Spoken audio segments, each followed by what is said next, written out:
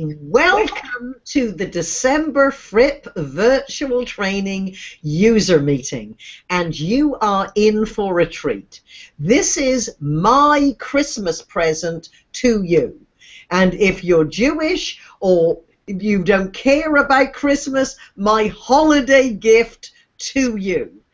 As you know, Fripp virtual training community is focused on helping you be a more effective presenter, whatever your audience, whether it's the boardroom, convention hall, or if you're delivering sales presentations online. As we have a very special guest, we have extended this to a few of our other friends who are not VT users. However, they really are familiar with Kelly, or they are interested in the creative process.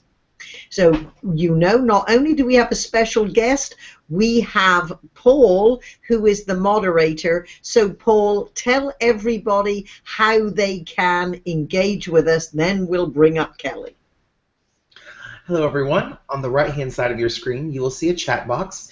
In that chat box, you can enter your short, specific questions for Kelly or Patricia, and they'll be answered live during the call. And remember, don't wait until the end of the call. We want to make sure we have plenty of time to answer all your questions, so please put them in as you think of them. Also, we may have a polling question or two during the call. Below the chat box, a poll will come up. Click your answer, click vote, and then it'll return you to the chat box. And the most important question is, have you heard Kelly Swanson speak live or on YouTube? With the invitation, we suggested you go out and see the speech, which I heard Kelly live for the first time, that you can see recorded, and that was 4 motivational speakers and a waitress. So with that, Kelly, welcome to our community and our friends. Now, you are acknowledged as one of the best humorous speakers and storytellers, and I have attended 38 consecutive National Speakers Association conventions. I'm a great devotee of speakers, and I have never been impressed with anyone more than you. So please tell our audience how a young woman whose only goal in life was to get married and have children, and now still homeschools her children, how the heck do you get to be a storytelling and speaking superstar? Well, thank you. I'm honored, coming from you especially, and I'm still kind of reeling that you called me young, so I'm on a little delay. You were young when you made the decision. Yes, yes, and it is just the weirdest thing. It's, you know, sometimes you end up in places in life you're not really sure how you got here. I didn't map it out. I didn't plan it. It's just a weird twist and series of events and doors opening that I walked through. I've always been a writer. I've always been a storyteller with no audience. I used to hear at family reunions, I would get up and they'd say, "Kelly, tell a story." Well, that's what I heard them say. They were probably saying, "Oh gosh, she's getting up to tell another one, get a drink, it's going to last a while." But I created a town and all these characters, and it sounds weird, but for the picked on kid who didn't have any friends, this was my place. This was where I could go to just put these stories, these characters that would speak in my head down on paper. So that traveled with me most of my life. I never thought I would do anything with it. I mean, good grief, it wasn't even in my idea the level of even a hobby. So, you know, majored in English because somebody told me to. And I really did. It's kind of funny. I went to college thinking, well, you go because that's what your parents told you to do, and then you find a husband, and that didn't exactly work out the way I'd planned. So, long story short, I took a writing class after college, and a bunch of teachers were in the room. It was a continuing education class of some sort, and we had to read our stories. And one of the teachers said, "Your story is good, but the way you tell it is even better. Would you come to our school? We'll pay you." So next thing you know, I'm in a school. I had my story written on index cards spread out all over the floor, like 45. Didn't realize I wouldn't be able to see them once I put them on the floor. But I started telling stories in schools. Quickly realized was not my favorite audience. I was speaking to the adults in the room. I would notice the teachers perk up, the messages, the humor, the children. Hey, that's a great story. What else you got? But the teachers respected the work I had put into the language and the human condition in the characters, I guess, for lack of a better way to put it. That turned into I met a storyteller, a professional storyteller. Yes, there is such a thing. And no, they don't make that much money. Trust me. At one of the schools I went to, and she said, "You are a storyteller." And that was the first time anybody had ever titled me. And so I said, "Okay, tell me what that is." And went to festivals and started studying. It's an art form. Went to Jonesboro, Tennessee, National Storytelling Festival. Immersed myself, heard of this person called Garrison Keillor, who I had never heard of before. And I went, wow, that's what I want to do. I want to be a professional storyteller. Long story short, that's a hard thing to do. The world doesn't know what to do with you. I didn't know if I was an entertainer. I didn't know how this all fit. I was just trying to get people to pay me to tell stories, and really floundered around until I met another speaker, Jeannie Robertson, who saw me 10 years ago and said, "I didn't think this storytelling paid anything." I said, "You're right, it doesn't." She said, "You need to be a speaker. You need to take this gift that you have and this town and all these characters, and you need to go over here into this world, and they will pay you for that." And so 10 years later, I'm just trying to figure it out one day at a time, how I can get people to pay me. It still sounds weird saying it out loud, to tell stories. And it pinched me. I feel like I'm dreaming. So that's, sorry to ramble, but that's exactly how I got here. And it's interesting, Kelly, because looking at our poll, even though with every invite we sent out, we asked people to click on the 4 motivational speakers and the waitress called Star, which made me laugh, tear up, and feel.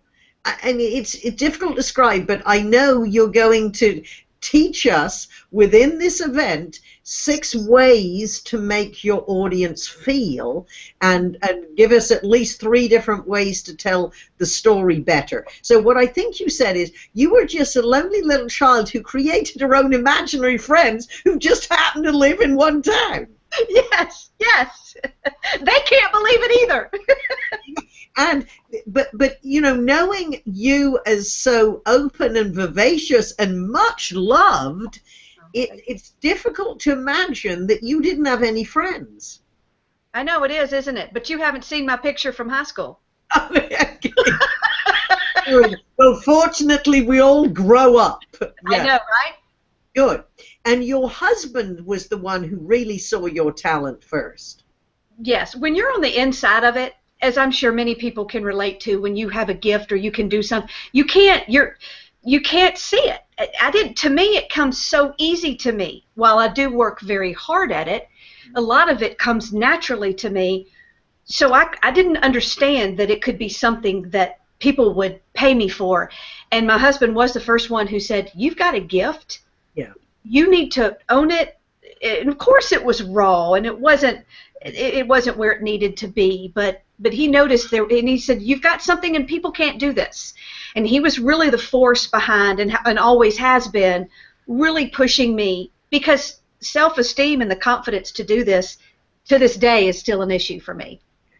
Well, what you do, and we will give us a sample to our audience who are not aware, and I will never forgive any of our audience if they do not go and watch the clip. I mean, I saw it live, and I've watched it at least 15 times, and it has the same response. What you were saying, though, is a message that certainly we teach with FrippVT in any of my training, and that is you don't write a speech as much, you develop it and you embellish it and you polish it. So you have to like your content. This is a sales presentation, you have to fall in love with it, because the only way you're going to master it is you have to live with it and always look for ways to improve. So tell us, you are totally unique. However, there is a lot we can learn from your process. So what is it? So you want to know the process for right now. You want me to jump into that? You come up with this, which was the outline of your process that we will send to people if they find that helpful. Okay, and understand it was a matter of going into my brain and figuring out what was happening and how to go then do it on purpose. So it's still sort of jagged in my mind. I don't know that you can always see what I can see, but I did take the time to really map out, okay, because so many people want to know, how do you get from there to there? Yes. And it first starts, as any of us who want to use stories, I needed a story. I'm working on one now, so I'm going to use that as my example, my Babette Bernadette story. And it starts because I need a story to illustrate my point. Most of us have a point we want to make, sales presentation, speech, whatever. We got a point we want to impact, and I believe that the story is what illustrates your point. And so my message, I won't go into it, but my point is the power of the internal script. That the words that are programmed into our head are very important, and they dictate our attitudes, actions, and behaviors, blah, blah, blah. Well, I can't get up on a stage and just tell them that and have them believe me. So I set out, what is an illustration of this? So because data doesn't impact, facts and figures don't impact, I need a story to prove this. Because stories show instead of tell, and they take that data and they make it emotional. And that's what I want to do. So I think it sticks better. So I needed to first know what's the point of the story, what's the lesson, why are you going to tell the story. I call it, for my own language, the message story related to your points or your content, the story that illustrates your point. It's that basic, not easy, but basic. So the first thing is, okay, I need a story that will illustrate the power of words in your head. So then I thought about, well, who's my listener? My stories, I really think about For Motivational Speakers was written for a certain audience, and not just every speaker. It was written for a certain speaker with a certain need. So then I look at who's hearing this story, who do I want to impact and influence, what kind of story or life experience are they going to be able to relate to? Because a story about a single mom, for instance, is not going to be the story I'm going to choose if I want to impact teenagers or if I want to impact dairy farmers. Not saying they won't get anything out of it, but it's very important to me that I find a story that has a life experience in it that I share with my audience. Is that making sense so far? Okay, so I then think, okay, how relatable is this story to the human condition? I think people are either avoiding a pain or they're seeking a pleasure, or both. And so my points are, our message, I mean, what we want to impact the world is doing that. It's helping them in some way. And this is how your story becomes their story. It's how you tell both stories, and I'll sort of use those words more and it might make sense later. So anyway, Patricia, I went in search of a story that was going to illustrate this point. What is an example of how words are powerful to somebody? How did somebody's life change because the words that they heard, and how did it have an impact? Now, when I look for stories or story ideas or moments or snapshots, as I'll call them, I look for 3 elements in my stories that will give it the highest impact. Based on my writing style, I know that my story is going to be better if it's dramatic, if it has a lot of humor in it, and if the characters are very colorful. So if I look at a story and I can't see the potential to really craft a character, then I'm going to go in search of a different kind of a story. And so I chewed on it for a few days. That's an expression. I don't even know if that's Southern. That may just be a Kelly expression. But I walked around. I don't go out with the microphone looking. I walked around with this knowing I'm looking for this life example of this truth I teach. And I was sitting in church. There's got to be something divine there. Yeah. And that's the reason I go to church, because I get speech ideas. And I go to my pastor and I say, "Can I use this?" And he's like, "It's okay. It's public domain." Yeah. So the pastor was giving up. I watch speakers, I watch musicians, I watch politicians, anybody getting up and impacting others. How are they doing it? What is their secret? What's the thing going on behind the words? And the pastor talked about being a child And in school, getting that career assessment test you get when you're in high school. Some people did, others didn't. I did, where they gave you this test that told you what you should be when you grew up. And he talked about the fact that the results of that test, the words on that paper that told him he was going to go into ministry or whatever the words it used, stayed with him his whole life. And I went, bingo, there it is. There's an example of how the words that somebody's given dictated their future. And I said, that's my story. Now, does it mean it was right or wrong? No, it's just, and my brain thinks quickly, but I slowed down the process for you. I immediately said, there's a story here about a guidance counselor in a school who changes the results of the test. So I always make sure before I create that story that there's going to be, and I knew right away that there was, guidance counselor, teachers. I do a lot of groups with teachers in it. Even if you aren't a teacher, we can all relate to that kind of a story. And, a guidance counselor, come on, there's great opportunity for character development there. So it was hitting all those. I already could see how the character could be funny and how high school is an awkward time. There could be funniness there if I chose. So it started ringing the bells. I always say, gave me goosebumps. Yeah. So I got the goosebumps, and I'll try to rush this so I'm not just stuffing. Not as long as you like. Okay, well, I feel like I'm a fire hose sometimes, but you asked me my process, so I'm gonna turn the water on. So before I ever write a story, I make sure that I can say in one sentence what that story is about. What will make it interesting? Why am I telling it? Why do they care? I mean, nobody cares about your mom unless you make them care about your mom. I think that's where a lot of us get stuck. They just say, I want to tell this story. And when I push them to say, why? Why is this story important? Why are you telling it? Why should it mean anything to me? And don't let that freak you out, because trust me, I can write about the simplest, most ordinary. You just have to connect the dots, and I'll explain it. It comes out more in my process. So I make sure I know before I write the first word, this is about a guidance counselor who changes the results on a test that changes this child's future. And it proves the point that the words you're fed into your brain can blah, blah, blah, blah, blah. So I was like, okay, this works. So I knew what the story was about, the point, and what would make it compelling before I ever write the first word. And sometimes I shuffle it off and it goes because it's not compelling enough. Or it's about dairy farmers and I'm not going to use it, but 2 months from now I may dig it back up because now I have them, sort of, it gets shuffled away. Then I think about, how can I make this story more interesting? How do you take a story and bump it up? We do this naturally in real life. We exaggerate, we embellish. Our timing is perfect when we're at a party. Well, unless the drinking comes in, and then it's off a little bit, but we think it's good. Anyway, okay, I digress. Pretty bird. Here's where the humor, the characters, the details. That's my style. That's what I've noticed people keep commenting on in the story. They say, I see the characters, I know them, I know people like them.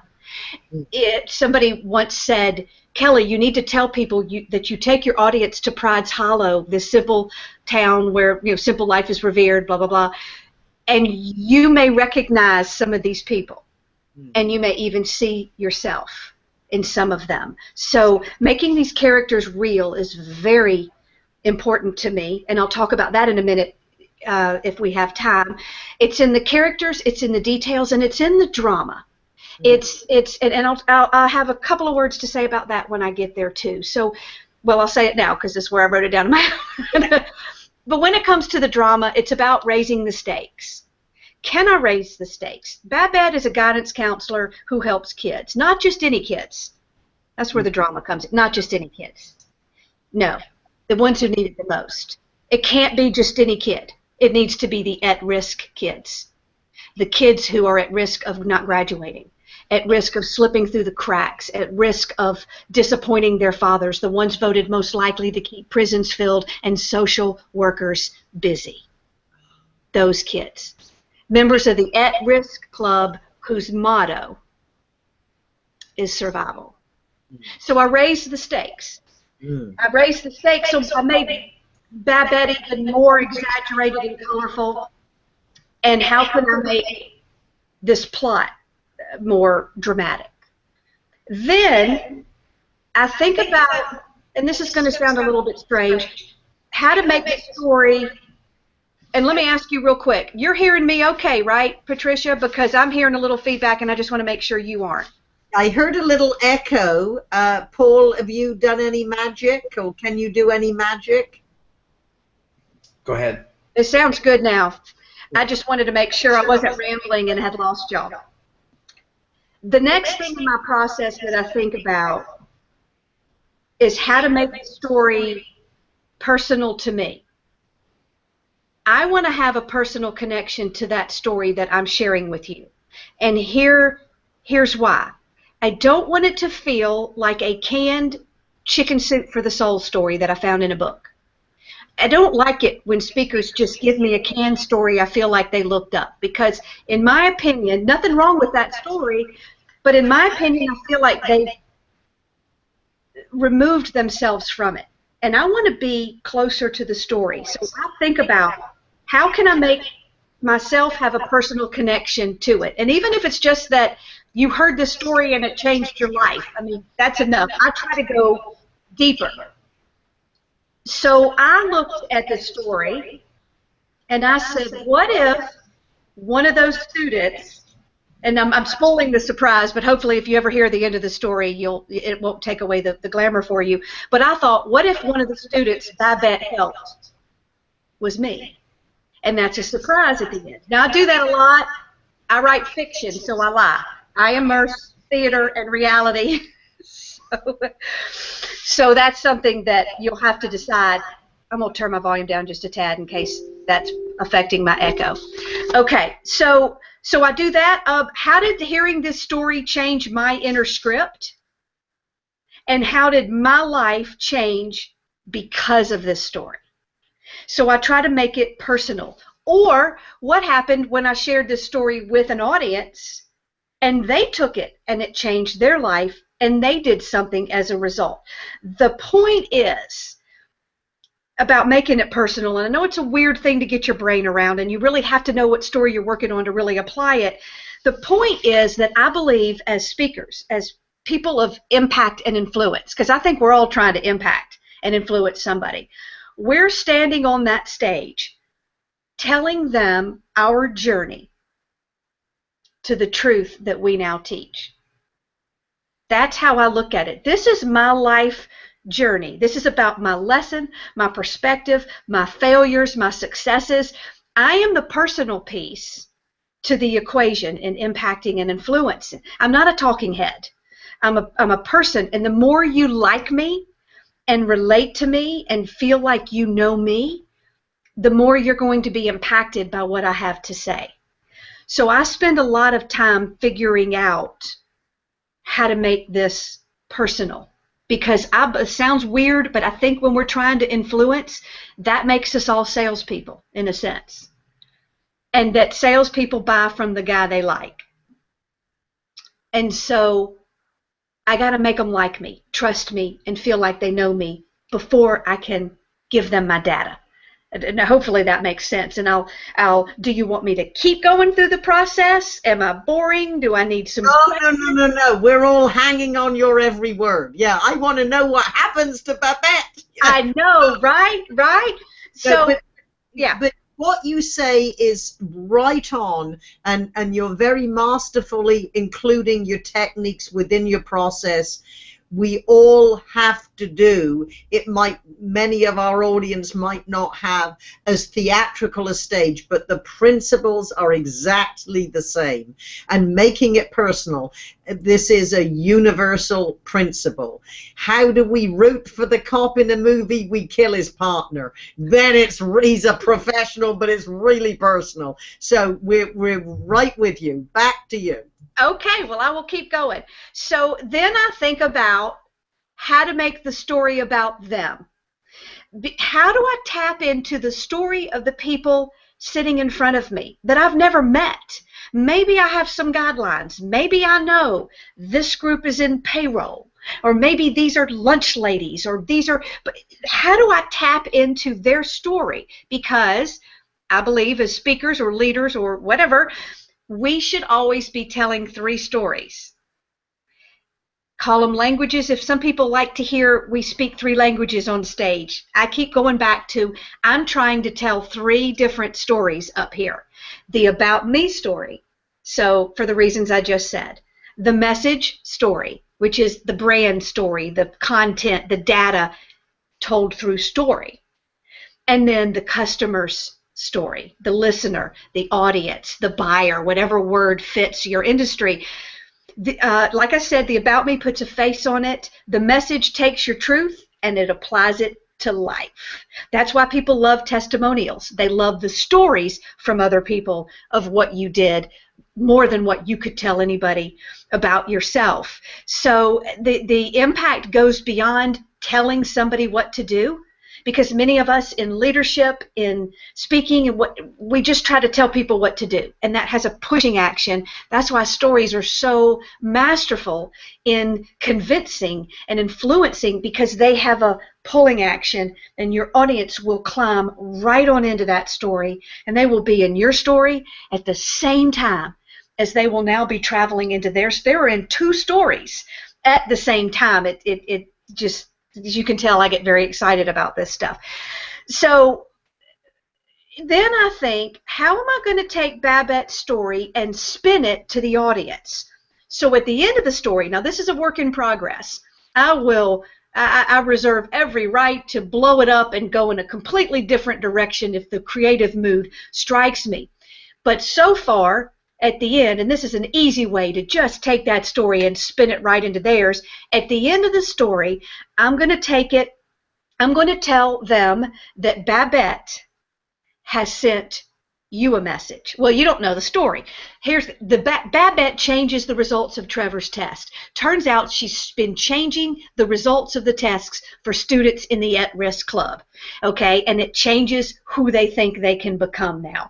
So at the end of the story, I now tell the audience, now this is where it gets a little weird. This is my style. Of course, you might not do it, but for the sake of example, I'm going to tell them that Babette has also sent you a message in bright purple, flamboyant handwriting from an over-the-top guidance counselor. And she has given you a message, and I know you can see it right now. I don't know what it is, but I know she sent you one. And I'm just going to ask that you consider it your fortune, that you consider it your destiny. I'm just going to ask that you consider it. And so that's how I'm going to take the end of the story and immediately make it about them. So it can be as simple as, here's what this story just taught you, and here's how you can apply it to your life. When I became a speaker from the world of storytelling, that was hard for me, because you don't spoon feed a message. You don't tell everybody what they just learned in a story.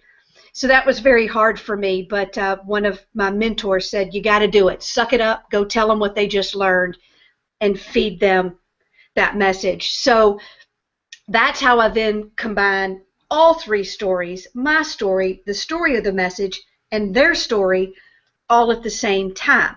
Now, as you may have noticed, I haven't written the first word yet. And that's what's so amazing to me. That, well, not amazing, that's not the right word. There's so much work I do on the front end before I ever put that story to paper. Yet so many people don't map out their story before they start, and that's what baffles me. So all of this has come before I ever sit down to write a word. And as you can see, I now have a masterful grasp on what this story is about, why I'm telling it, and as you can kind of see, it sort of starts to write itself if I'm lucky. Now what I do is, and I will tell you this, I want to throw in, this is the step of the process where sometimes a creative idea will just burst into the moment. Oh, you need to tell this story in rhyme. Oh, this story is an act out. You're going to talk to yourself in the mirror instead. Oh, this story needs to be set in a funeral, and you're going to deliver it as the eulogy. Oh, this is a children's story, and you should tell it set to music. So my brain starts, because I wasn't always like this. 10 years ago, I would have listened to these words I just said and gone, I have no idea what you're talking about. But I've opened that door to there's more than one way to tell a story. So what are the different ways? So anyway, this is the stage of the process where I may get an idea of how to tell the story, and it will direct all the words. But in the case of Babette Bernadette, I just wanted to tell the story. It has enough in it. I don't think I have to go find anything more creative to add to it. But again, who knows? So then the next step in the process is I spend some time getting to know the characters. Because if I can't see them, you can't see them. And for me, there are usually only a couple of main characters. But let's say 3. In this story, it's Babette and Trevor, the guidance counselor, the student whose life she changed, and me. I'm the 3rd character. So luckily, on stage, I've usually already set up the main character that is me. And this is going to sound weird to some of you, but not to others. Many of us as speakers and leaders and people of impact, we don't realize we're a character up there. And we can be more developed. And even part of it. Sometimes I feel like I saw a whole speech and never met the person who was delivering it. So there's a character. Let's save that for another interview. But there's a whole way you can develop who you really are. I don't create somebody new. That's who I am. It's just maybe a little more exaggerated or whatever. So in this story, it was Babette and Trevor. Now, I was excited because in this story, more than others, Babette showed herself to me. I know, it's weird. I need to stop drinking so much. But she showed herself to me in a dream, and I knew what she looked like. I saw her. There's some things I don't see. What color's her hair? I'm not sure. Is she a large woman? I need to do a little bit more searching, and I might even go to television or movies. Or is she's a Bette Midler, if she's anything. And if I can see that, if I can even tell the audience, she was like a Bette Midler with blonde hair, that's enough. So I was excited because I knew right away she's over the top, she's flamboyant, women find her tacky, she follows the stars for guidance and clarity, and she wants to be a palm reader and a fortune teller. And so anyway, she pretty much wrote herself. I could see her sequin scarf and her glittered tennis shoes. She's a combination of people I've noticed. I'm a people watcher, and I used to even write it down. Character traits I'd see in people. Glittered tennis shoes. I knew a teacher once who always wore, she was an art teacher, and she always had glittered tennis shoes. Those things stick with me so I can take them and apply them to a character, as do character traits. I had an aunt who was so cheap she rinsed out her saran wrap. You know, I love that, and one day one of my characters is going to have that. So I'll push forward and go faster over this, and I promise I'm already almost through the process. But it was Babette, and then the other character was Trevor, the at-risk student, the one who needed it most. I could also see him immediately, and I saw different things. Yes, I'm painting a picture of what he looks like, which is normally what I'm doing. That's why I don't use PowerPoint. I don't want you to, it will conflict with what I want you to paint in your head. And I know that what you see is not what I see, but people always say, it's the details. We can see Bitsy marching through town in her string bikini and white pumps where the parts of the bodies are struggling, you know, with each other. And I can't remember the lines. So anyway, so I started to see Trevor, and sometimes we don't paint what the character looks like. We paint what his life is like. And characters are more than a height or a hair color.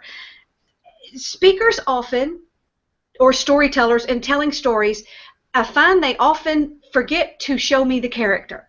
And they mention somebody and I can't even see them, and I have no frame of reference, and I need to see that person. You don't have to give me 27 details. It could even just be one.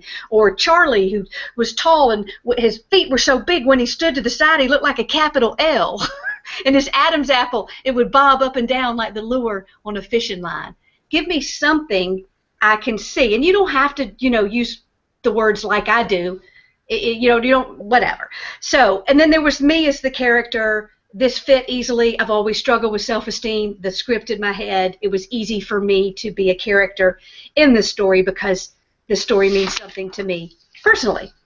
So now it becomes about sitting down to write the story. And I'm not going to go too long in this, and I'll let y'all ask me questions and we'll go in a different direction. But let me just say a little bit about that process. Is I used to sit down and I would write a story start to finish. Let me sit down. I don't know where this is going, but I hope it's good. And I was lucky enough, sometimes it turned out to be good, but I would end up with this massive beast of a story that I've now got to go memorize. That is impossible to memorize because I wrote it like you would read it, not like you would tell it. And stories to be told are not the same as stories to be read. So I was making it harder for myself. Then I changed the process and went, wait a minute, Kelly, just write it in 3 paragraphs. First paragraph sets up the context. What do I need to know to get there? Middle paragraph tells me what happened. Tell me the scene. Last paragraph tells me what you learned from it. Very basic, doesn't always apply to all stories, but sometimes a story isn't about the 99 years your grandmother was on Earth. It's about that one Saturday morning when you sat with her while she made biscuits. And we just need enough to get there and go. So my process has even changed from the 3-paragraph method, where I began writing the story in fragments, an outline, bullet points, not even finished sentences, where now that I know Babette, it just became about Babette, what does she look like? She was the guidance counselor, and phrases would come into it. The hair that escaped from her disheveled bun, and I would capture it when I would think of it, and I'd play around with it. But I've started writing the stories in fragments like that. It sounds really strange, but what it did for me was something very freeing, because as I'm writing the fragments, I'm practicing it out loud. That is new for me, and that to me is a radical change in the process that has really helped me. Because as I'm writing it, I'm practicing how I would say it and how it feels to me. And it's changing the line. So in a way, I'm writing and practicing at the same time. Now you may go, duh, I already do that. Okay, that's fine. But for me, it was like, oh, I heard angels. So now, my Babette story may never be written to be read, because it won't need to be. And here's the beautiful thing. With all these fragments, I'm finding that sitting down to memorize it isn't such a laboring task anymore. In fact, it's almost already memorized. And I have an outline that's just, it's right there in front of me, and I'll put it in a music stand. Hey, I don't sweat it. If I have to use notes, then I'll use notes. I never read. They know I'm not reading. They don't know. And usually I don't really need it. It's just a crutch until it's completely memorized. And then it'll go away. So that was huge for me. I also memorize how the story goes.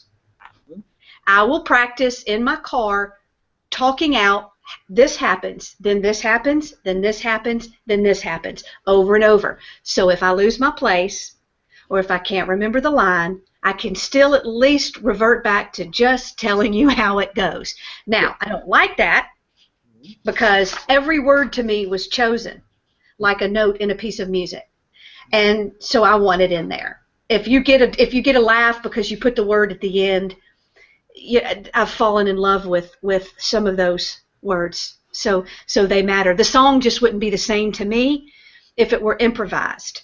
However, people come in at different places. They're not going to go as crazy as I do, laboring over everything. This is my art. It is playing music for me. So even if you don't go to that extreme, you're still going to have a better story than if you just said, oh, I just go up, I pretty much know how it goes. And you tell them. That's sort of my opinion. I try to find the balance between scripting and being conversational. So many people fight me on scripting, and I know why. It makes sense. If some people were to script, it would be awful.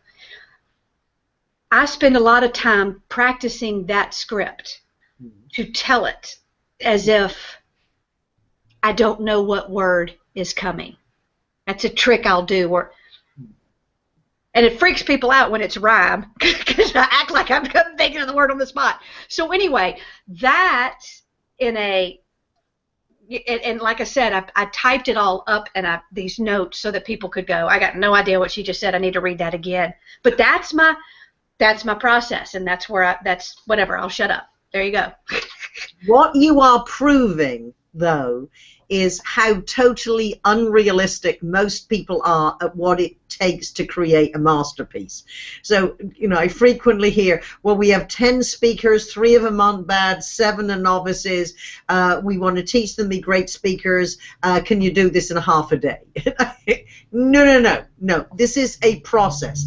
And what you have just shown us is the behind the scenes of the creative process. However, although I don't do it in nearly as intricate a way, the process of how you put together the speech is exactly the same. The creative process is messy. Then you go to the structure, the logical organization of conversation. So just as you talk through the steps is how I would encourage someone, talk through the outline of your speech. So hold the overview. So if you can't remember, you just go back to the overview. So the process is the same. Then when you do the messy work, you have the framework of the story. Especially, I love your approach of just recording snippets of one line at a time, because we all get these creative flashes at the most inopportune moments. Record them. Then when you come together, the actual putting it together probably sounds like the easiest flow because you do all the work first. Very good. Now we all want to hear, knowing she's still in process, tell us a little about how you will start telling the Babette story. Okay, and I will also let you know of the first issue I have, in that people want to know where you're going with this. And we don't need to discuss it now, but that's my first issue and an issue for me. I love to begin a speech with a story. And I don't ever feel the need to tell you where it's going. So I would get up there and the first words out of my mouth would be, her name was Babette. Babette Bernadette. And yes, she was taken about as seriously as her name.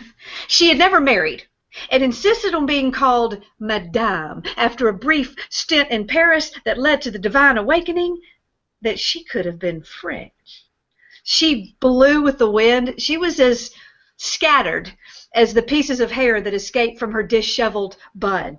Women called her tacky, with a dash of over the top. Now, gay men loved her. Administration did not. Babette had a bigger collection of eye rolls and shaking heads than she did sequined scarves and glittered tennis shoes, because nothing about Babette was conventional.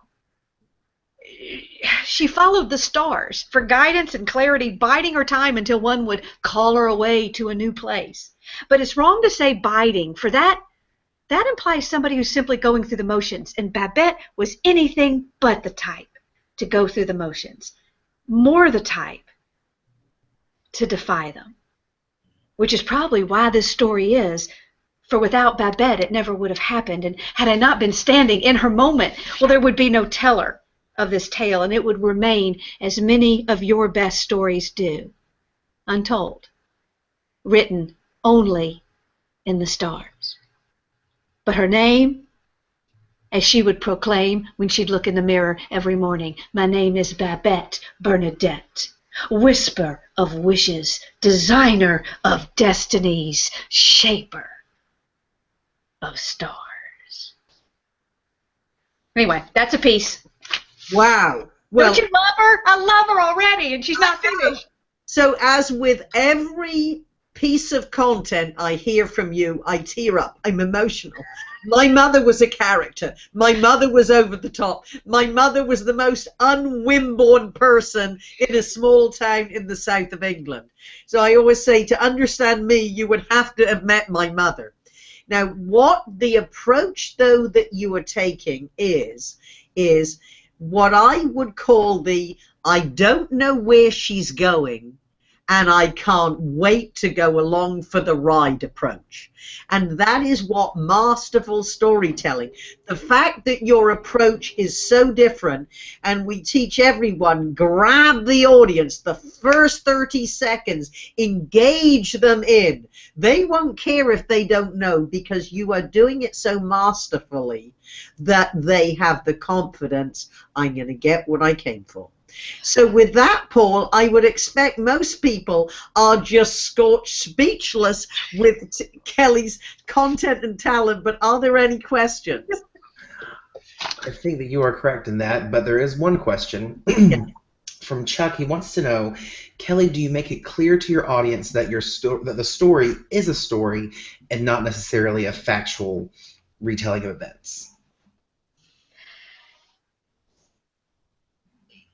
Yeah, I take them to my town. They know they're going to Pride's Hollow. They know they're going to a magical place. So to answer your question about what I do, that's what I do. But I'm hearing also another question perhaps underlying in that, wait a minute, how much liberties can we take between fact and fiction here?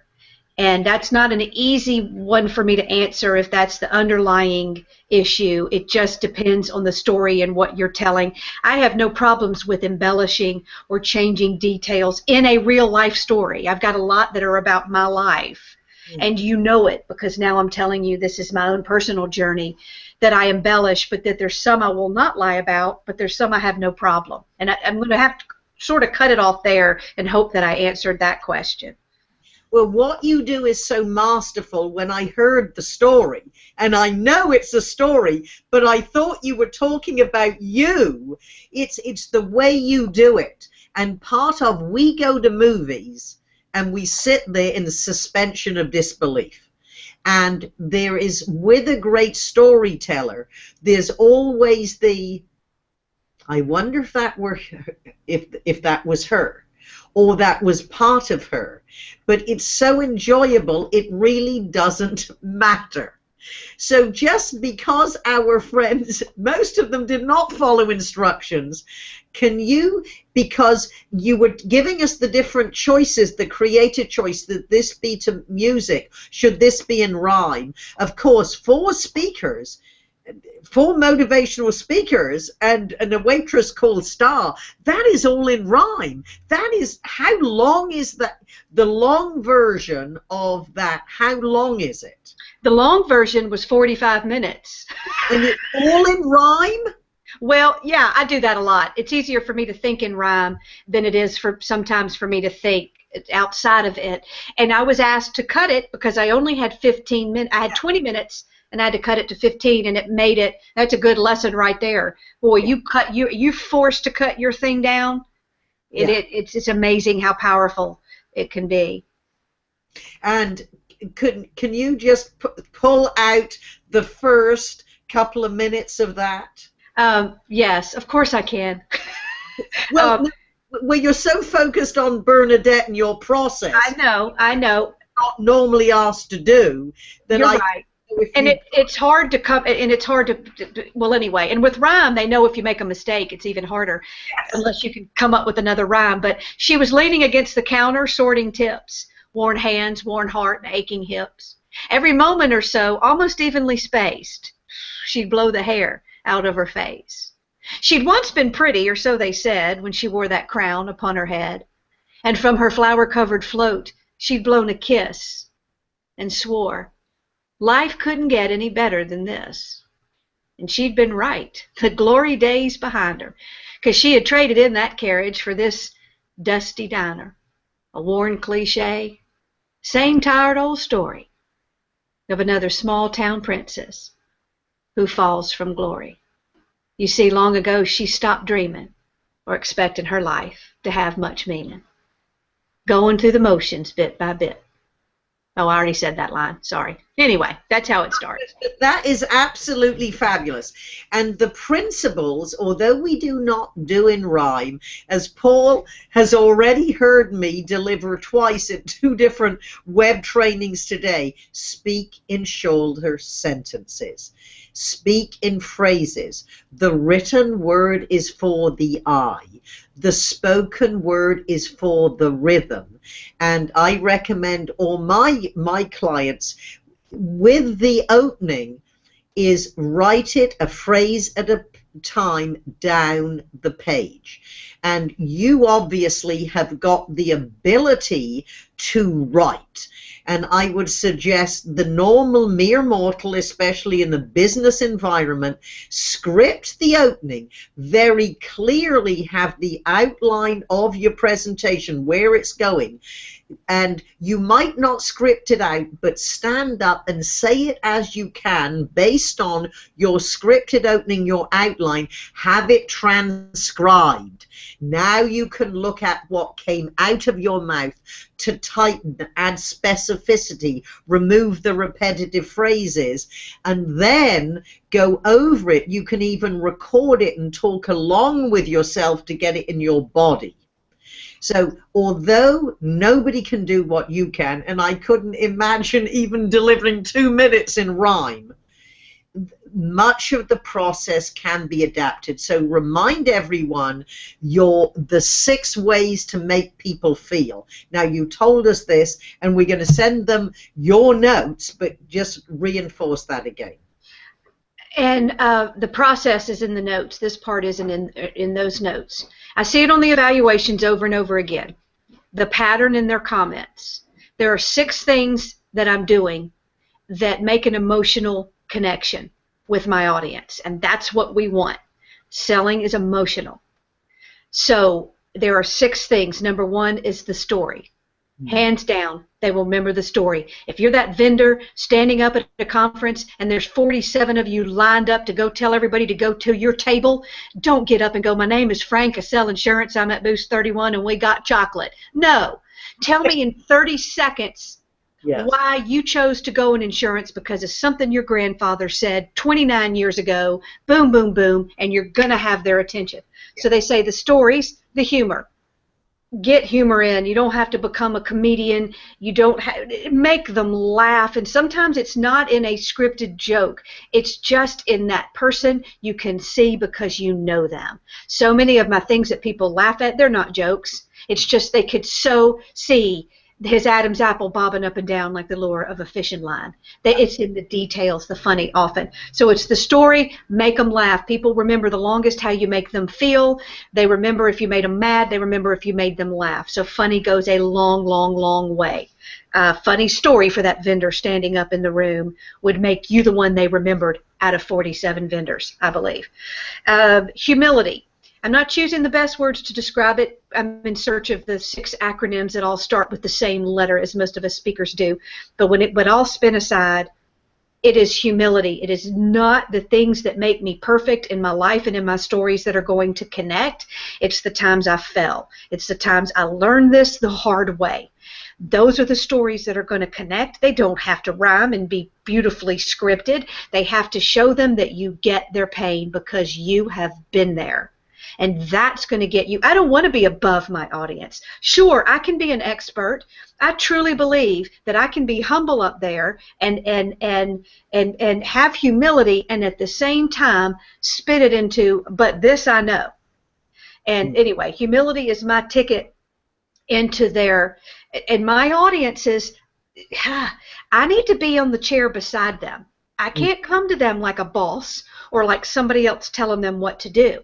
And for my people, I'm going to help ultimately I'm going to meet the brokenness in people, no matter what my topic is. So for them to trust me with their heart, I need to prove that it's in a safe place. It's a weird way to say it. But so there's humility, there's humanity, saying what they need to hear. It's not about what you want to say and what you want to sell them and what your data is. What do they need to hear? What pain are they avoiding? What pleasure are they seeking? What are they laying on their pillow at night wishing they had or wishing they didn't have? Because chances are good, If they go look at your slick tagline or this, what it is that you've spent a lot of time, and I so get it, guilty of creating, that's not what they're asking for on their pillow at night. So I spend a lot of time, even if I'm booked to speak on customer service, what do those people need from me to connect them to the passion and purpose in what they do and why they matter so much to this world? Because no matter what you're selling, if you can tap into that in a person, wow, you're getting in deep. Passion, that's a weird one. I don't know how to describe it. I don't know how to teach it. You can't fake it, but you know when somebody's passionate about what they're speaking about, and you know it if they're not. Now, unfortunately, many people are passionate about it. They just have scripted it out of their words, and so, or they haven't told their face. We need that passion, and it's hard for some people because I go in front of groups. They're sewage workers. How do you act excited about that? But at the end of the day, it doesn't change the truth. Yeah. You need to be excited about what it is, and if you don't understand or you're not really, and doesn't mean you have to flail around and run all over the stage. You can be very passionate and never move. Mm. Big gestures can be found in very small gestures. So people need to connect. We need to see why what you're selling matters, not just to me, but why this matters to you, why you chose to go work at this company and represent this brand, and how this taps into my story. The last one is uniqueness, and I don't know that that's a word. People are calling it authenticity. I spend a lot of time trying to figure out how to get your attention. It's a crowded market. It's noisy. They've got distractions. They've seen 40 other speakers. Nobody wants to walk in a room full of salespeople. How are we going to get their attention in a world of data and content and noise? So I will look at everything. And yes, I will slouch on the podium if I think it's triggering their brain to stop and go, what's she doing? This doesn't fit. Why is she singing on her way up here? Yeah, if I don't tell them where I'm going and I'm confusing them, it's painful for me and they may not like it, but I'll tell you this, nobody moves. Yeah. When they're confused and they don't understand and they think what you're doing is weird, their forks don't even move. They're not texting. They're not texting. They're not getting up. You've got their attention. And I will say this, it feels weird sometimes to be bold and to do something different. And even if you end up looking silly, and you can feel that you look silly, you will still get that nod of respect from the majority of people because they know you just had the courage to get up there and take a risk. And they will forgive the silliness because of your boldness. So in my evaluations, I see over and over again, people are saying the same things. We'll remember that story forever. We remember that yes, they'll remember the phrases that pay and the nuggets. That does have tweet power. But they'll remember Frankie Scarpetta and Crazy Man Harry and Slow Dancing in the Waffle House for years. They say, I laughed so hard, I'll never forget it. They'll forget the jokes, but they never forget how much they laughed. They'll say, you are so real. And if somebody can tell you you're real when you look like a recovering drag queen from the South with tacky clothes, and I can get somebody in Iowa to say I'm real, it's in the story. So anyway, they'll say you're real. They say you said exactly what I needed to hear today. It served them. It was, and when you look at what people get touched by what you say, surprisingly, very little of it is what you planned for them to get. It was a whole other things that they got. They'll say, I'm not sure if I believe you, if I get everything you're saying, but you were so excited about it. You got me excited about it. Passion is contagious. And they'll say, I've never seen anything like that. I don't know what to call this. And when they say, great, and they pause, because they don't know, is it a speech? Is it a show? Is it and you're not going to go out there. I know there's some salesperson sitting out there who's saying, how in the world am I going to go, I can't go tell a Babette Bernadette story in a sales call. Well, first I would say, don't be so quick to say you can't. But you can still take the principle of adding these elements in. I believe the story is that powerful to do all the work for you, that change in perspective, and that's it. I'm done. This is absolute masterful, but just exactly as you say for the salesperson. And of course, a lot of the world that I live in is the salespeople who perhaps have 2 minutes. I was speaking for Women Owners Network, which is women who own McDonald's franchises. And I was sitting in the audience because I was staying the rest of the conference, and a guy came up to me, and he was the president of Sweet Life Cookies, and he sold cookies to McDonald's. And he said, "I've got 2 minutes tomorrow. Can you help me?" And I said, "Sure, tell me a little bit about you." And he said, "Well, I'm going to get married soon, and it's not the first time." And I said, "Do you know the secret of winning over women?" And this is a bonus, gentlemen, in case you don't know this secret. Now, understand, these are very successful business women. They are not 23 years old. I said, the way you win over a woman who is, and it doesn't matter if she's young and cute, this was a more seasoned, successful audience. How you win over a woman is to ask her her opinion. And I said, what I want you to do is walk up and say, I need your help. In 2 weeks, I'm marrying a smart cookie. And it isn't the first time. However, it's going to be the last time. Who's been married the longest here? And we go, 20 years, 25. And we came up to a woman who'd been married 47 years. He said, "You're obviously the expert. How do I keep my marriage forever?"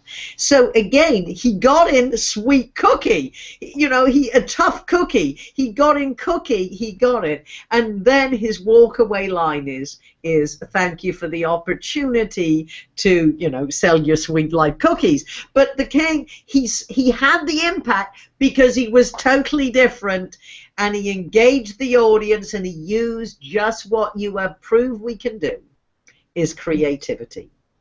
So Kelly, I know, Paul, let's see, I would expect the audience was still mesmerized. Do you have any walk-away questions, Paul, we need to answer before we start concluding this? No, I don't. Okay, good. Well, please remember, for my Fripp virtual trainer users, you understand that to be masterful, even though we are not going to do it the way Kelly does, we need to use the same precision and focus.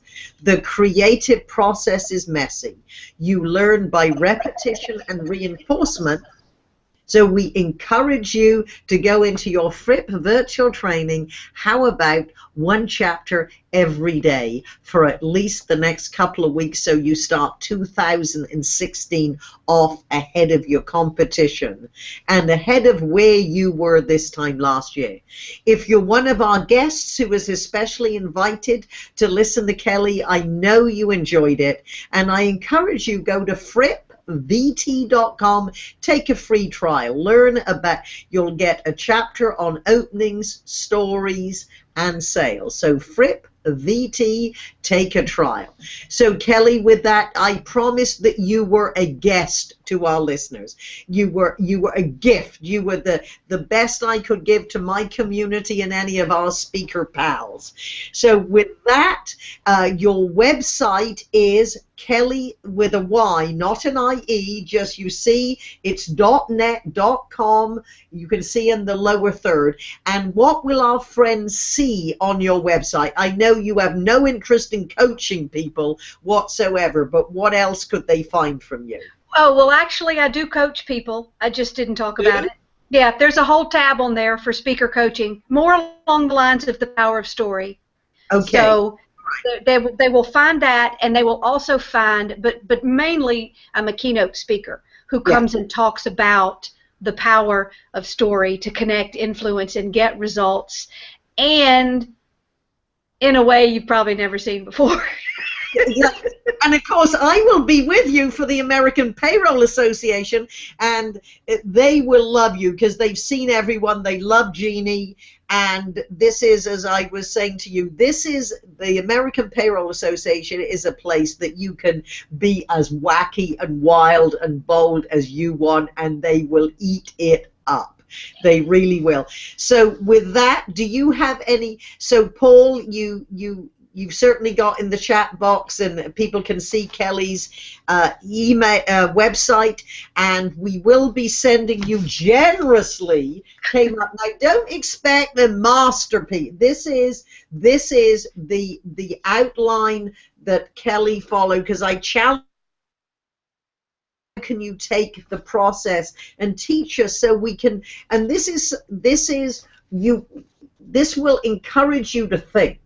So this is going to be a valuable document to help you be more creative in your own world. So that will come to you in the not too distant future. If you are watching this live, you will get the replay. If you're watching this just as the replay button, I know you still got your money's worth, and you all need to go to YouTube and type 4 motivational speakers and a waitress named Star.